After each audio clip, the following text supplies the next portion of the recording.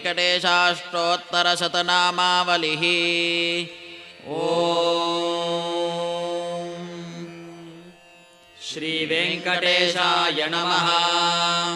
ॐ शेषाद्रिनिलयाय नमः। ॐ वृषदृग्गोचराय नमः। ॐ विष्णवे नमः। ॐ सदञ्जनगिरीशाय नमः। ॐ वृषाद्रिपतये नमः। ॐ मेरुपुत्रगिरीशाय नमः। ॐ सरस्वामितटीजुषे नमः।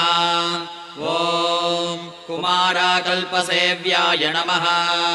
ॐ वज्रदृग्विषयाय नमः। ॐ सुवर्चलासुतन्यस्तसेनापत्यभराय नमः।